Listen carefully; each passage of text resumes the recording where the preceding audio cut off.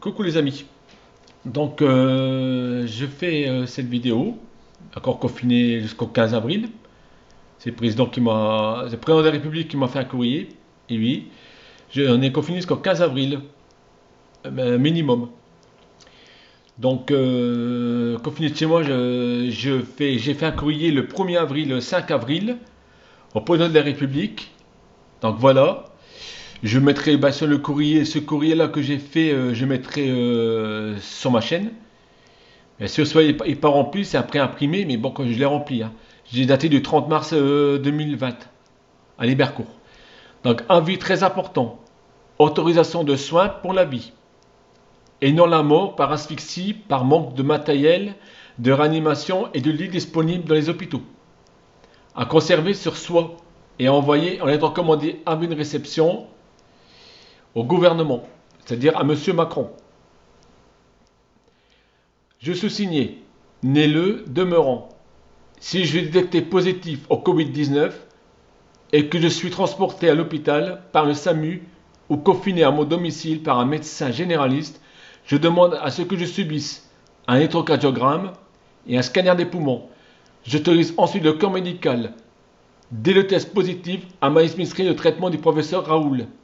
200 grammes, 200 mg d'hydroxychloroquine X 3 fois par jour pendant 10 jours. Et Zitromax 500 mg le premier jour, puis 250 mg les 5 jours suivants.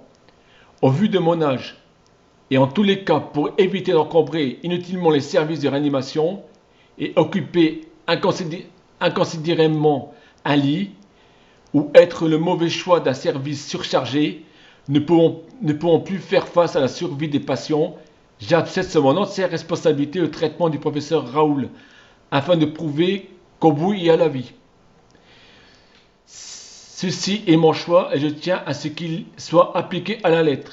Si ce traitement n'était pas pratiqué et que je décède du Covid-19 d'un hôpital ou à mon domicile par manque de soins ou en cas de non-application du traitement, je tiens l'État et le président de la République à qui j'adresse cette autorisation par lettre commandée à une réception comme entièrement responsable et devant en répondre devant les tribunaux.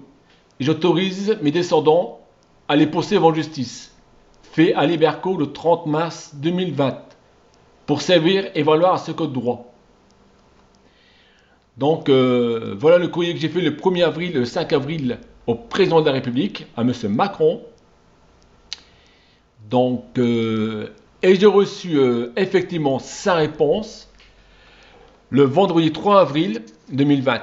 Monsieur, vous avez fait parvenir au président de la République une correspondance dont il sera pris connaissance avec la meilleure attention.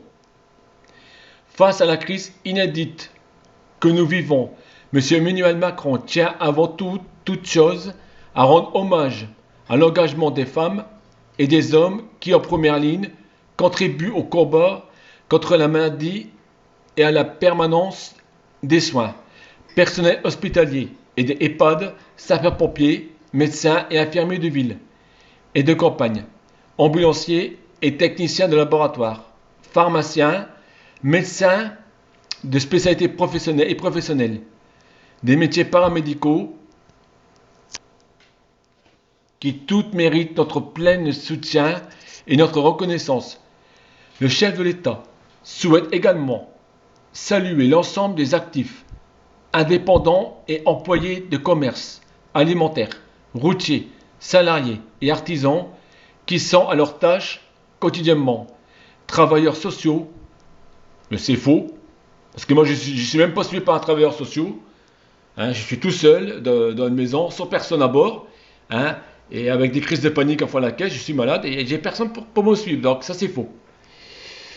Membres des forces de l'ordre, agents publics, indépendants et entrepreneurs, mobilisés pour assurer le service et activités essentielles pour nous et tout notre pays.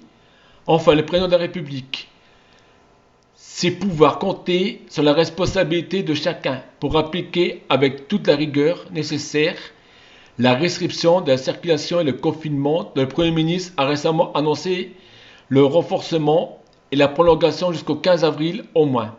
Seule la mobilisation de tous permettra de venir à bout de l'épidémie et de limiter le nombre de familles frappées par la tragédie. Voilà. Voilà ce que j'ai reçu d'Emmanuel Macron à ce jour. J'ai reçu ça le 3 avril et j'ai reçu ça récemment. Voilà. Donc vous voyez bien que l'État, il n'y a plus personne à bord. Il n'y a plus personne, y a plus personne à la barre. Vu le courrier qu'on reçoit, c'est tous des trucs automatiques. Donc il n'y a plus personne à la barre. Donc je pense que ça sera à nous de se démerder pour pouvoir vivre avec le Covid-19. Parce que là, il n'y a plus personne à la barre. Là, c'est clair. Vu le courrier que je reçois, c'est clair. Voilà. Donc ça, c'est le premier courrier que j'ai fait. Après, j'ai fait une deuxième vidéo pour le deuxième courrier. D'ailleurs, je vais le dire tout de suite. Parce que, voilà. Comme ça, moi, la vidéo sera faite. Le deuxième courrier que j'ai fait, et c'est monsieur Edard Philippe qui m'a répondu. Non, j'ai pas eu de réponse. Si j'ai eu la même réponse au deuxième courrier que j'ai fait. C'est... Voilà. C'est celui-là. Voilà. Donc c'est un courrier que j'ai fait le 2 avril aussi, au président de la République. Monsieur le Président, je vous fais une lettre que vous lirez peut-être, si vous avez le temps. À vous qui êtes féru de littérature. Cette entrée en matière évoque sans doute quelque chose, c'est le début de la chanson de Boris Vian, Le Déserteur, écrit en 1954, entre la guerre d'Indochine et celle d'Algérie. Aujourd'hui, quoi que vous le proclamiez, nous ne sommes pas en guerre. L'ennemi ici n'est pas humain, n'est pas notre semblable, il n'a ni pensé ni volonté de nuire, ignore les frontières et les différences sociales, se produit à l'aveugle en sortant d'un individu à un autre. Les armes, puisque vous tenez à ce lexique guerrier, ce sont les lits d'hôpital, les respirateurs, les masques et les tests. C'est le nombre de médecins, de scientifiques, de soignants. Or, depuis que vous dirigez la France,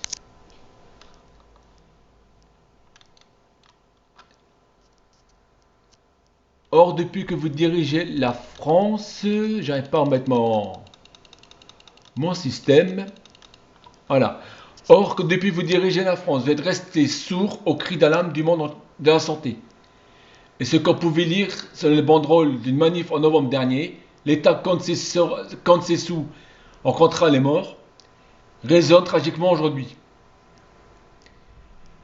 Mais vous avez préféré écouter ceux qui prônent le désengagement de l'État, préconisant l'optimisation des ressources, la régulation des flux, tout ce jargon technocratique dépourvu de chair qui noie le poisson de la réalité. Mais regardez, ce sont les services publics qui en ce moment assurent majoritairement le fonctionnement du pays. Les hôpitaux, l'éducation nationale et ses milliers de professeurs, d'instituteurs si mal payés. EDF, la Poste, le métro et la SNCF. Et ceux dont naguère vous avez dit qu'ils n'étaient rien, sont maintenant tout. Eux qui continuent de vider les poubelles, de taper les produits en caisse, de livrer des pizzas, de garantir cette vie aussi indispensable que l'intellectuelle, la vie matérielle. Choix étrange que le mot résilience, signifiant reconstruction après un traumatisme. Nous n'en sommes pas là. Prenez garde, Monsieur le Président, aux effets de ce temps de confinement, de bouleversement du cours des choses. C'est un temps propice aux remises aux causes. De remise en cause. Alors, prenez garde, Monsieur le Président, en effet de ce temps de confinement, de bouleversement du cours des choses. C'est un temps propice aux remises en cause, un temps pour désirer un nouveau monde, pas le vôtre. Pas celui où les décideurs et financiers reprennent déjà sans pudeur l'ancienne du travail plus que jusqu'à 60 heures par semaine. Nous sommes nombreux à ne plus vouloir d'un monde dont l'épidémie révèle les inégalités criantes. Nombreux à vouloir au contraire un monde où les besoins essentiels, se nourrir sainement, se soigner, se loger, s'éduquer, se cultiver, soient garantis à tous. Un monde dont les solidarités actuelles montrent justement la possibilité.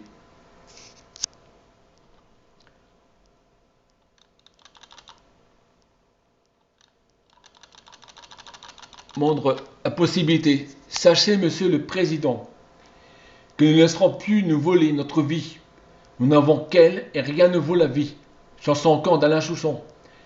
Ni bâillonner durablement nos libertés démocratiques, aujourd'hui restreintes, liberté qui permet la mal-être, contrairement à celle de Boris Vian, activité de radio, à être lu tous les matins sur les ondes de ma radio web, qui est JLE, Jeunesse, Loisirs, Ensemble, Magdalena. Voilà ce que j'ai écrit à notre cher président, qui m'a répondu strictement la même chose. Et je mettrai aussi une photo sur le courrier que j'ai fait. Voilà, comme ça, ça sera fait. Et bien sûr, le courrier que lui qui m'a répondu, aussi. Ensuite, j'ai fait aussi un troisième courrier à M. Édouard Philippe, à notre Premier ministre. À ce jour, sans réponse, bien sûr. Voilà. Donc, le 5 avril 2020, M. Édouard Philippe, hôtel de Matignon. Suppression de l'attestation dérogatoire. Monsieur le Premier ministre, la crise sanitaire due à la propagation du virus Covid-19 qui frappe notre pays a poussé le gouvernement à prendre de nombreuses mesures d'urgence. La principale a été le confinement généralisé de la population pour endiguer cette épidémie mortifère. Il s'agit donc de limiter la liberté d'aller et venir, liberté fondamentale pour préserver l'ordre public sanitaire. Vous avez mis en place une attestation de déplacement dérogatoire et obligatoire visant objectivement à faire prendre conscience à nos concitoyens de l'importance de la mesure de son respect. J'ai soutenu cette mesure qui revêt un caractère pédagogique indésirable. Elle a permis de responsabiliser nos concitoyens à la nécessité de confinement. J'ai cependant refusé qu'elle fasse encourir des sanctions pénales. Une déclaration sur l'honneur.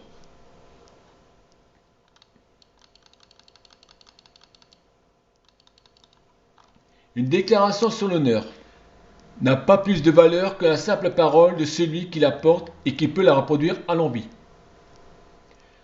Au surplus, au-delà du problème technique posé de la prise en compte de réitération du comportement poursuivi d'un délai de 15 jours, qui est une violation manifeste du principe de la présomption d'innocence, puisqu'il s'agit de fonder le deuxième terme de la récidivise sur un premier thème qui ne constitue pas une condamnation définitive, se pose un problème d'égalité. Vous le savez, toute mesure de police administrative doit respecter le principe d'égalité. Pour être en possession d'une attestation, il faut être capable de l'imprimer ou la recopier. Or, 17% de nos concitoyens ne sont pas équipés Internet. Il faut aussi être capable d'écrire. Postons 2 millions de personnes illettrées. Aussi être capable d'écrire, postons 2 millions d'illettrés. Dans le pays, ou aux malvoyants, ou à d'autres personnes handicapées.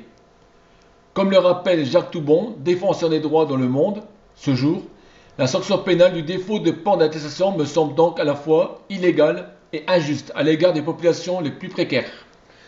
Constatant que le confinement est à présent compris, accepté et massivement respecté, je vous demande de remettre cette mesure et de supprimer l'obligation de compléter cette attestation pour des sorties exceptionnelles. Donc j'ai bien une réponse de M. Édouard Philippe. Oui, je l'ai eu. Il faut que je la retrouve d'ailleurs parce que dans ce fourbi, je ne sais plus où elle est. Je l'ai eu ce matin. Même tout à l'heure, je crois. Même. Il faut que je la retrouve.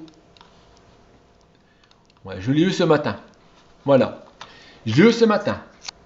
Il m'a répondu: Madame, Monsieur, vous avez fait part de vos réflexions et propositions au Premier ministre dans le cadre de l'épidémie du coronavirus Covid-19 qui frappe notre pays.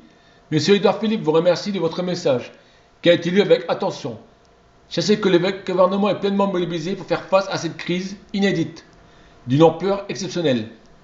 Dans ce contexte difficile pour tous, chacun doit faire preuve d'esprit solidaire et de sens de responsabilité pour surmonter cette crise. Un numéro vert répond en permanence aux questions que vous pouvez vous poser, bien sûr, 24 sur 24, 6 jours sur 7, 0800 130 000. Attention, cette personne téléphonique n'est pas habilitée à dispenser des conseils médicaux. Je prie d'agréer, monsieur et madame, l'assurance de mes 700 les meilleurs. le cabinet du Premier ministre. Donc, vous voyez bien qu'il n'y a plus personne à bord. Pour répondre à un courrier comme ça, hein, qui est tout simplement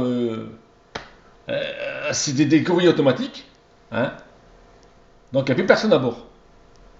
Donc les courriers ne sont même pas lus. Hein. S'il y a des urgences, ben, n'importe qui, ben, que ce soit l'OMS, n'importe qui leur écrit, ah ben, ça sera un courrier automatique qui va recevoir. Tout simplement. Quand il n'y a plus personne à bord. Vu le courrier que je reçois, voilà. Donc je vous mettrai les photos sur ma chaîne. Voilà, donc je voulais mettre une petite précision de ce côté-là. Voilà ce que je fais. Voilà qu'est-ce que je fais pour vous, pour les citoyens, et pour tout le monde, pour moi comme pour tout le monde, pour se protéger. Voilà. Mais première nouvelle, rassurez-vous, Edouard Philippe est bien dit qu'on sera obligé de vivre avec ce virus. Donc il faut faire un système immunitaire. Donc, et d'après tous les corps médicaux, j'ai bien eu des news. Le virus est transmissible juste par la personne qui est contaminée, donc il faut qu'elle porte un masque. Si elle porte pas de masque, elle peut être contaminée sans pas le toucher. Hein, on touche n'importe quoi, on se tape pas les mains, on peut être contaminé. Ou alors tout simplement on peut être contaminé par une personne qui l'a, par le souffle. Par le crash, par le souffle, tout ça, le crachat. Bon, le crachat, j'ai mal y croire. Bon, sachant que le Groenland a été contaminé. Alors les Chinois ils cracheraient bien loin. Hein, c'est surprenant. Bon, bref. Donc, voilà. Pour tout le reste, il faut suivre les règles, tout simplement, voilà. Et moi, ce que je demande, c'est vraiment qu'on passe au stade 2, avec des contrôles sanitaires très très sévères, et principalement, surtout, des verbalisations aux personnes qui les font du zèle. Parce que là, on était pendant 4 jours au mois de mars sur le stade 2. Merci, qu'est-ce que j'ai vu, hein. Tout le monde pouvait attraper de Covid. Tout le monde pouvait l'attraper. Rien n'était respecté. Les gens faisaient n'importe quoi, de n'importe quoi. C'était un vrai délire. Donc je demande justement que ça soit appliqué. Qu'il y ait des contraventions de ce côté-là. Très sévères. Voilà. Sur ce, je vous laisse. Je vous mets les photocopies de mes courriers. Je vous embrasse tous bien fort de très loin. Et bisous bisous.